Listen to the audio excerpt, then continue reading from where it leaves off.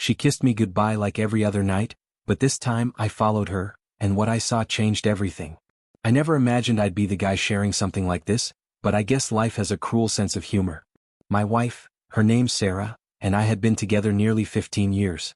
We first met back in college during that electric, anything's possible phase of life. It wasn't some dramatic whirlwind romance right off the bat.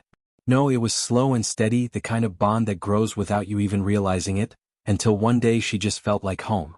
Sarah's always been sharp, clever in the way that makes you proud to have her by your side. She had a quiet confidence about her, the kind that made you feel safe even when the world felt uncertain. But there was also something layered about her. Like she was always one step ahead, always thinking a few moves beyond what she'd show you. At first I chalked it up to her being private. She had this tough exterior, a shell that nothing seemed to crack. I used to admire that, how nothing seemed to shake her. I never questioned it. Not until recently. The past 6 months? They've been hard, really hard. When I look back now, I can't believe I didn't see the signs earlier. Maybe part of me just didn't want to. There was a shift in our relationship, a sort of subtle unraveling. It started with the little things, Sarah pulling away, being distracted even when we were in the same room. I started to feel like a guest in my own marriage, like there was a growing distance between us that I couldn't cross no matter how hard I tried. And it wasn't just in my head. You know that instinct, that quiet whisper in the back of your mind telling you something's off? I heard it constantly. But I kept dismissing it. Stress from work, I told myself. Maybe we were just going through a rough patch. I've never been the jealous type. Sarah always gave me a reason to feel secure, to trust her completely. But something changed. She started going to yoga more often. Not unusual in itself, she's always been into staying fit, but it became more frequent, more secretive.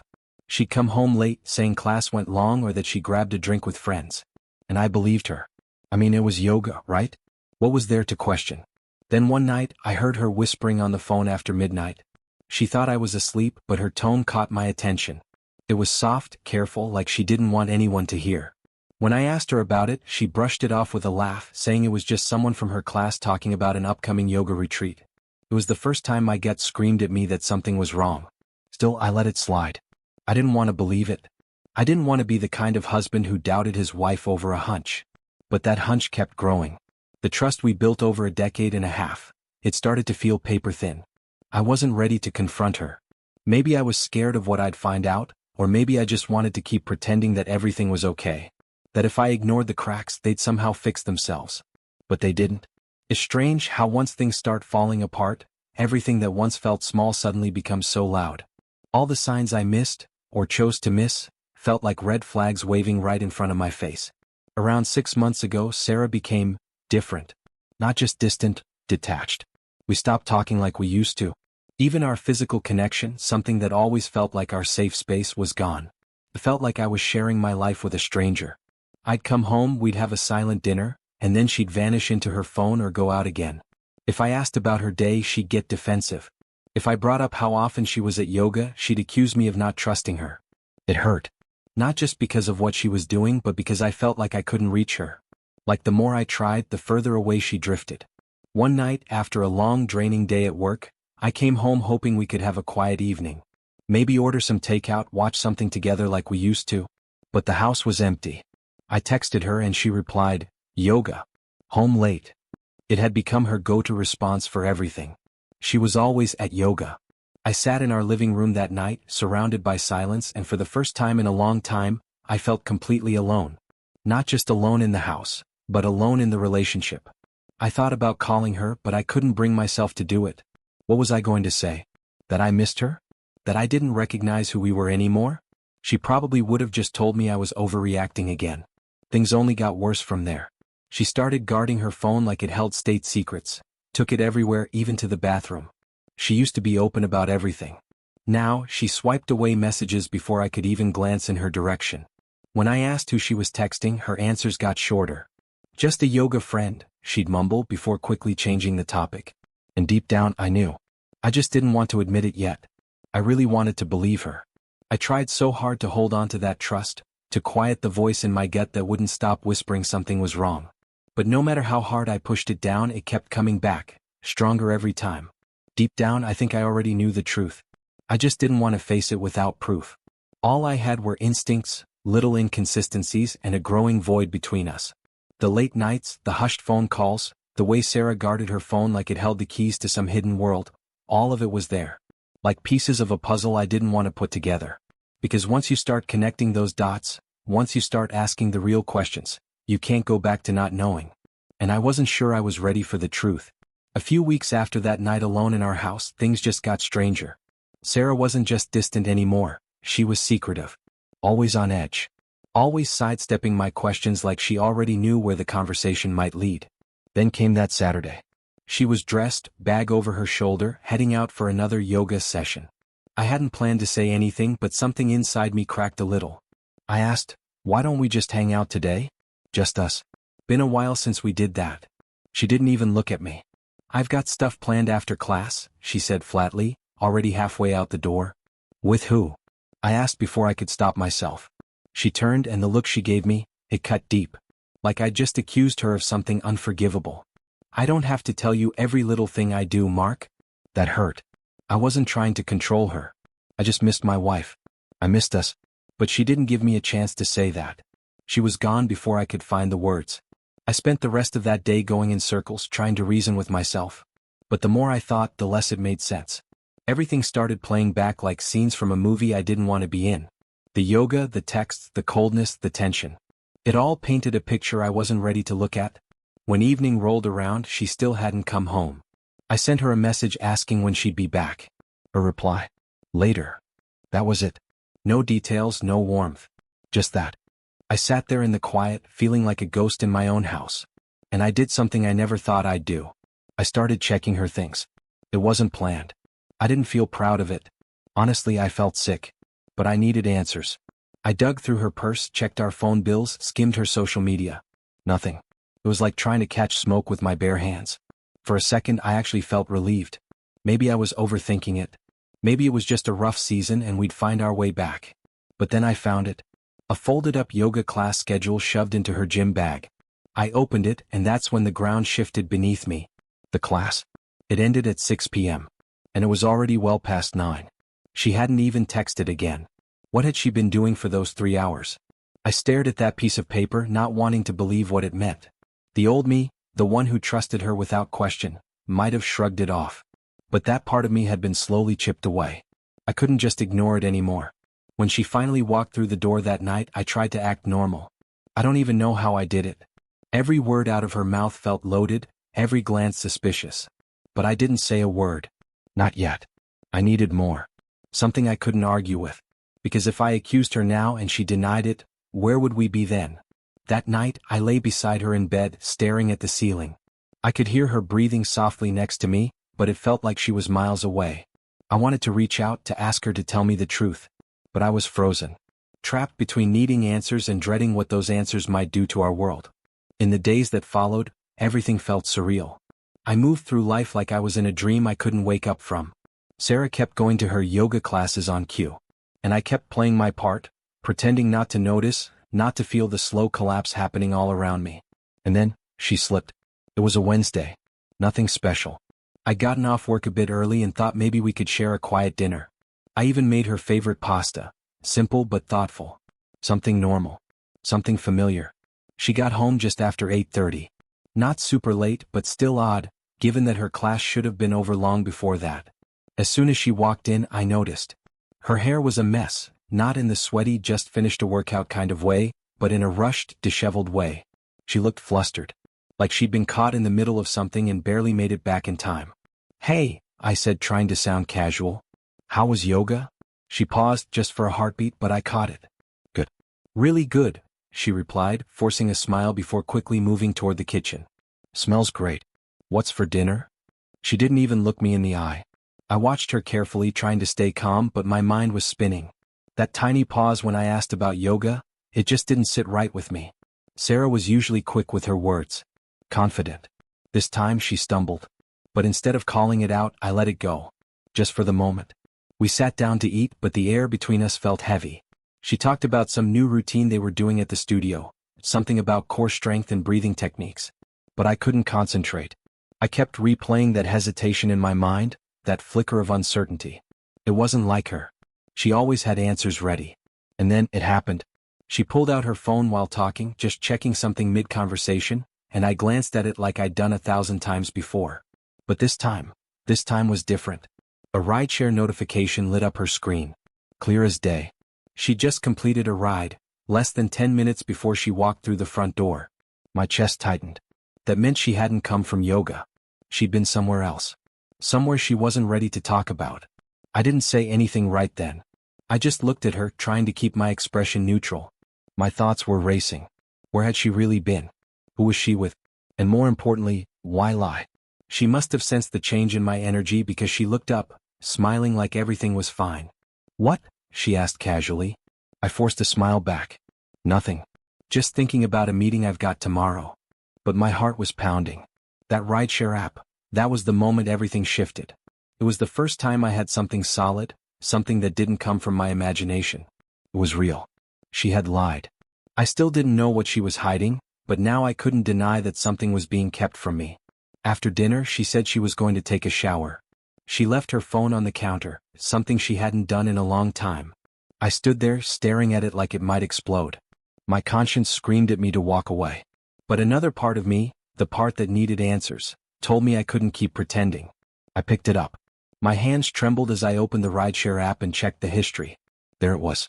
The most recent ride had dropped her off on a quiet residential street I didn't recognize, nowhere near her yoga studio. It wasn't even on the same side of town. My stomach dropped. She hadn't been at yoga. Not even close. I put the phone back exactly where I found it and stepped away, my legs barely holding me up. My head was spinning. I didn't have every piece of the puzzle, but now I knew I wasn't imagining things. The distance, the defensiveness, the secrecy, it wasn't just a rough patch. Something real was happening. And I wasn't crazy. That night I barely slept. I just kept seeing that address over and over again in my mind, wondering whose house it was. What was she doing there? Who was she spending time with while telling me she was stretching on a yoga mat? I didn't bring it up. Not yet. I wasn't ready to accuse her without more. She'd deny it, twist it, make me feel like I was the one causing problems. I needed something concrete. The next morning I made up my mind. I couldn't go on like this. I needed answers, and I wasn't going to get them sitting around wondering. I was going to find out where she really went when she claimed she was headed to class. It felt like a betrayal, like I was doing something wrong, but I'd already been betrayed. I just didn't know the full extent of it yet. At work I couldn't focus. I was going through the motions, barely hearing what people said. My thoughts kept circling that one address, that one lie. That evening, when Sarah left for her usual yoga class, I gave it a few minutes, and then I followed her. It felt surreal. Like something out of a bad movie. But this was my life now. My marriage. And I had to see it with my own eyes. I kept a good distance as I trailed her car through the city. She didn't drive toward the studio. I knew that road by heart, and this wasn't it. Instead, she turned into a quiet neighborhood, full of trees and modest houses, calm, residential. Normal if you didn't know what you were looking for. I recognized the street immediately. It was the same one from the rideshare app. She pulled into the driveway of a small, plain-looking house. Nothing about it stood out. She didn't get out right away. Just sat there in the car like she was waiting. And then I saw him. A man came out of the house. Jeans, a simple t-shirt. Like this wasn't anything out of the ordinary. He walked straight to her car, opened her door, and they hugged. Not a casual, polite hug. Not a friend you haven't seen in a while hug. No, this was something else.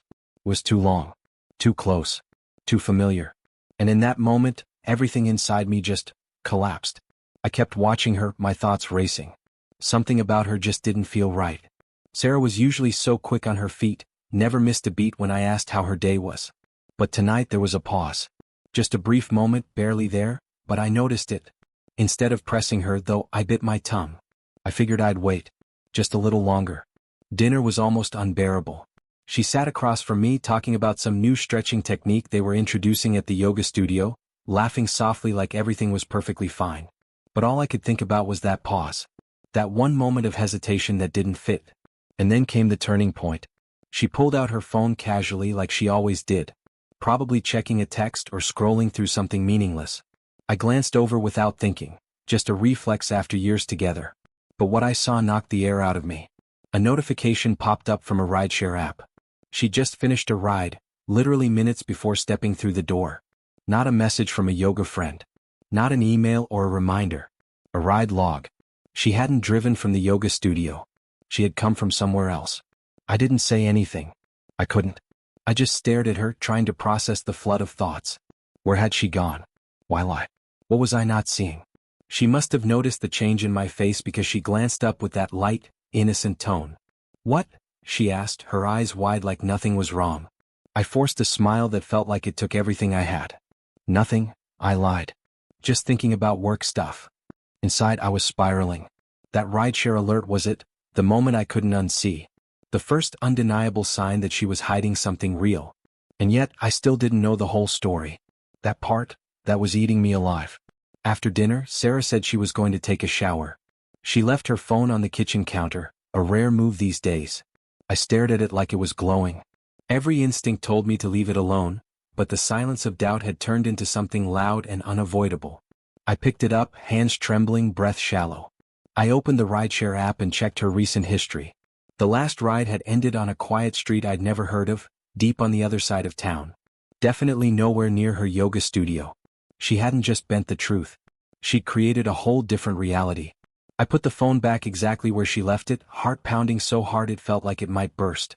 I felt nauseous. That feeling when the bottom drops out of your stomach and everything feels too real too fast. It was like stepping into cold water with no warning. She came out of the bathroom not long after, her hair wrapped in a towel, humming like everything was fine. I acted normal somehow. I nodded, smiled, even asked her how her class was again. And every answer sounded more hollow than the last. That night, lying next to her in the dark, I stared up at the ceiling, my mind running wild. I could hear her breathing next to me, calm, peaceful. Meanwhile, I was coming undone inside. The questions wouldn't stop. Who lived at that address? What was she doing there? How long had this been going on? I couldn't confront her. Not yet. If I did, she'd find a way to turn it around. Tell me I was imagining things. That I was paranoid. I needed more than a single notification and a twisted stomach full of suspicion. And so I waited. Each day after that was like living in a shadow. Sarah kept going to her yoga classes, same time, same story. And I played along, nodding, pretending, smiling like I believed her. But I didn't. Not anymore. And then came the crack I couldn't ignore. It was an ordinary Wednesday, nothing special on the calendar. I'd left work a little early, thought maybe we could sit down together, have a quiet dinner. I even cooked her favorite, pasta with that roasted garlic sauce she always liked. I just wanted something real, something that reminded me of before. She came home around 8:30 later than usual, but not suspiciously so, unless you knew what I knew. And I knew. As soon as she walked through the door I could tell. Her hair wasn't messy from a workout, it was tousled, disheveled in a different way. Her shirt was wrinkled and her whole presence felt scattered. Like she'd rushed here from something she wasn't supposed to be doing. "Hey," I said softly, trying to keep my tone even. "How was yoga?" She hesitated just for a beat, then smiled too fast. "Good. Really good," she said quickly before moving past me into the kitchen. "Smells great. What did you make?" She didn't look me in the eye. The truth was staring me in the face. My marriage, the life I thought we had, wasn't real. It had been built on lies, and now I was going to have to face that reality, whether I was ready or not. I knew I had to see it with my own eyes. Hearsay and suspicion weren't enough anymore. The only thing worse than living in the dark was pretending not to see the light flickering in front of you. So I made a decision. The next time Sarah said she was heading to yoga, I didn't sit back. I followed her again, but this time I came prepared. My phone was fully charged, ready to record if I had to. I told myself I needed proof that couldn't be denied or twisted. Without it, I knew she'd keep spinning her web of lies. Sure enough, she drove the same route, back to that same modest house tucked into that quiet neighborhood. And there he was, waiting outside like he'd done it 100 times before. The same guy. Athletic, mid-30s, the kind of guy you'd expect to see on the cover of some fitness magazine. As soon as she stepped out of the car, they hugged again. Not polite. Not casual. Intimate. Familiar. I couldn't turn away. My hands trembled as I hit record on my phone. My heart thudded in my chest, torn between anger and heartbreak.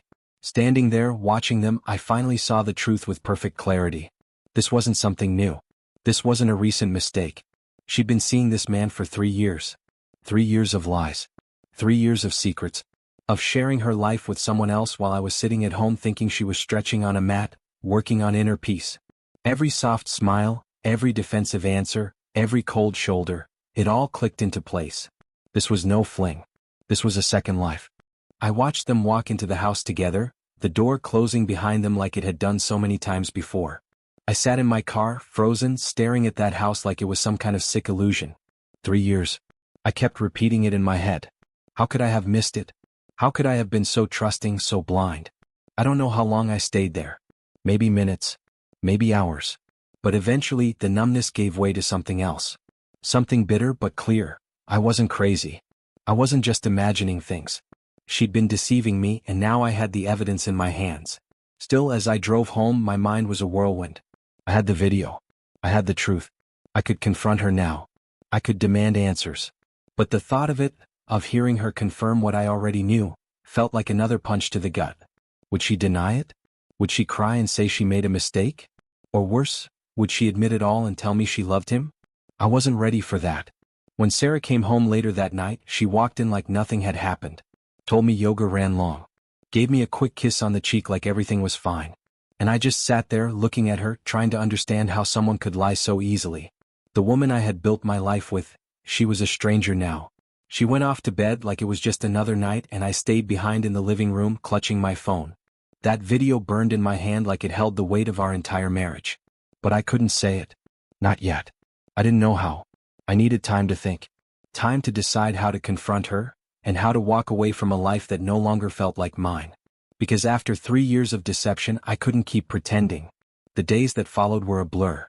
I felt like I was living inside a fog, carrying this massive secret that was slowly crushing me from the inside out. Sarah went about her routines like always, laughing at shows we used to love, kissing me goodbye in the morning, texting me as if we were still whole. She had no idea I knew. That I'd seen everything. That I was watching her every move now, not as a partner, but as someone who had been betrayed beyond words. Every day I thought about telling her. Every time she walked through the door with another lie wrapped in a smile, I wanted to scream the truth. I wanted to throw the video down on the table and ask her how she could do this to me. But I held back. I wasn't ready to explode. I needed a plan, something that gave me even a shred of control because everything else was slipping through my fingers. That week I started pulling away. I didn't want to be near her. Every touch felt forced, every laugh she gave me sounded rehearsed. It all felt fake. I found excuses to come home late, left early in the morning, stayed out longer than I needed to. Anything to avoid sitting across from the person who had been lying to me for years. She noticed, of course. How could she not? "Mark, are you okay?" she asked softly one night as we sat on the couch. Her voice was gentle, concerned, even tender. Like she genuinely cared. And somehow that made it worse. "Yeah. Just work stuff," I muttered, keeping my eyes on the television even though I wasn't really watching it. I couldn't look at her. If I did, I might lose control. The betrayal, the resentment, it was bubbling just beneath the surface, barely held back. She sighed, shifted closer, and placed a hand on my leg. "You've been so distant lately. Is there something you're not telling me?" I almost laughed. The irony was too much. Was there something I wasn't telling her? I had a video on my phone of her wrapped in another man's arms, and she was asking me about secrets? I stood up abruptly, brushing her hand away. "I'm fine, Sarah. Just tired, that's all." My voice was colder than I intended, but I couldn't help it. The look on her face told me she was starting to feel it, that crack in the foundation. She knew something was off. She just didn't know how bad it really was. That night, as she fell asleep next to me like everything was normal, I lay awake, staring at the ceiling. The question gnawed at me: how do I do this? I had the proof, but I still wasn't sure what I was chasing. Did I want her to confess? To hear her say the words out loud?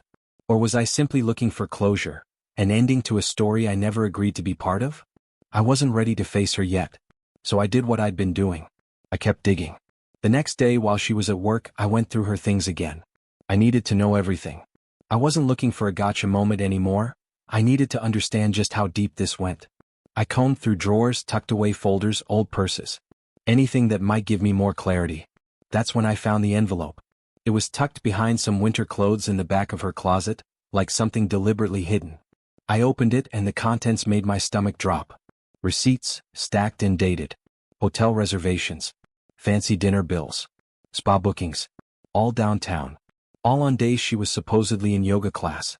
This wasn't some spontaneous affair. This was a schedule. A relationship. There were months' worth of receipts. Maybe longer. And just like that, it all made sense. The odd absences, the defensiveness, the emotional detachment. Sarah hadn't just been lying. She'd built a whole separate world, a secret life that ran parallel to ours. I sat there on our bedroom floor, holding those little slips of paper, feeling like the air had been sucked out of the room. Everything I thought I knew was gone. My marriage, my home, even my sense of reality. She had betrayed me every step of the way, and I had been completely in the dark. There was no more denying it now. No more room for hope or rationalizations. The video was one thing, but this was the final nail in the coffin. Each receipt was another lie, another evening she'd chosen him over us. And in that moment, something inside me broke, but not in the way I expected. I didn't yell. I didn't cry. I just felt done. I couldn't keep living like this. I couldn't keep pretending this was just a rough patch or a misunderstanding. This was a betrayal years in the making, and I had finally reached the end of the line. I made a decision. I was going to confront her. Not in rage. Not with screaming or accusations. I was going to show her everything, calmly, clearly, and make her say it. No more games. No more lies. I needed to hear the truth from her own mouth, even if it destroyed me. But I wasn't going to do it without a plan. I had to protect myself first. So I spent the next few days quietly preparing. I met with a divorce lawyer, laid everything out. Video, receipts, timeline. He was professional but kind. Told me I had a solid case, that I'd be okay financially. It was some relief, I guess, but it didn't touch the emotional wreckage inside me. At home I kept my distance. I didn't want to tip her off. I played the role of the tired husband, burnt out from work, emotionally distant. She noticed. Of course she did. She tried to reconnect a couple of times. Touches, casual conversation, even a few attempts at intimacy, but I couldn't do it. Not anymore. Every time she reached for me, all I could see was him. All I could hear were the lies she'd told. The same hands that touched him were now reaching for me. And it made my skin crawl. And still, she had no idea. Sarah walked through our house like everything was fine, like her world wasn't moments away from crumbling. She was still living in the safety of her lies, thinking she had pulled it off. That she'd outsmarted me. But time was running out. The breaking point came on a Thursday evening. She was heading out again, back to yoga, of course. I watched her move around the bedroom with that same calm, collected grace. She packed her gym bag with the same deliberate motions, checked her phone, zipped everything up. It was all so rehearsed. So familiar. She'd done it so many times before that it looked like muscle memory. As she walked past me toward the door, she tossed a glance over her shoulder. "I'll be home late tonight. Don't wait up," she said casually, almost with a smile. I just nodded. My throat tightened, but I stayed quiet. What could I even say anymore? The door closed behind her, and silence fell across the room. And I just sat there, staring at that empty space where she stood moments before. That was it. The final lie. The last time she would get to walk out pretending everything was okay. Tomorrow, everything would change. The next morning, I woke up early, before the sun, before she got back. My chest felt heavy, but my mind was clear. I sat alone at the kitchen table, all the pieces spread out in front of me. Divorce papers, her hotel receipts, the video on my phone. My hands weren't shaking anymore. My voice, when I rehearsed what I'd say, was steady. I was ready. When she came home later that morning, she was the picture of normalcy. Hair slightly damp like she'd showered at the gym, makeup light, casual. Like nothing was wrong. Like she hadn't just spent the night in another man's bed. She smiled. That same smile that used to warm me. Now it just felt hollow. "Hey, you're up early," she said, dropping her bag on the counter, heading toward the coffee maker. "What do you want to do for breakfast?" I watched her, heart racing beneath a calm exterior. This was it. "We need to talk," I said. She paused, sensing something different in my tone. Her smile faded. "What's going on?" I motioned toward the chair. "Please. Sit down." Her eyebrows drew together, concern flickering across her face. But she didn't say anything, just sat down across from me. I reached into my pocket, pulled out my phone, and opened the video. My thumb hovered over the screen a moment too long, but then I hit play. And let the truth speak for itself. I didn't say a word. I didn't need to. She stared at the screen, watching herself step out of the car, arms wrapping around him, holding him like he was hers. Her expression collapsed almost instantly. Her breath caught. Her eyes went wide. Color drained from her cheeks. When the video ended, I set the phone down in front of her. "You lied to me," I said quietly. "For 3 years." She stared at the table, lips parting, searching for something to say. "Mark. Don't," I cut her off, shaking my head. "No more. I know everything, Sarah. The hotel receipts. The dinners. All the nights you said you were at yoga. Tears welled up in her eyes, but I wasn't moved. Not anymore. I didn't mean for it to get this far, she whispered. I didn't want to hurt you. I looked at her like she was a stranger. You've been hurting me every single day, I said. Every day you came home and smiled at me like nothing was wrong. That was another knife in the back. She covered her mouth with her hand, shaking her head, crying now. I was confused. I didn't know what I wanted. And he. Stop, I snapped louder this time. Don't blame this on him. This is about you. You made this choice. You crossed that line and kept crossing it. 3 years, Sarah. Do you even understand what you've done? She sobbed, her shoulders shaking, but all I felt was a cold detachment. The kind that comes when there's nothing left to lose. I'm done, I said. I'm done pretending. I've spoken to a lawyer. These are the divorce papers. I slid the folder across the table. Her head jerked up, panic flashing in her eyes. Mark, please. We can work through this. I'll end it. I swear. I love you. No, I said firmly. You don't. You don't love me. Because love doesn't look like this. Love doesn't lie to your face for years. She covered her face, crying harder now, but I didn't reach for her. I didn't comfort her. I couldn't.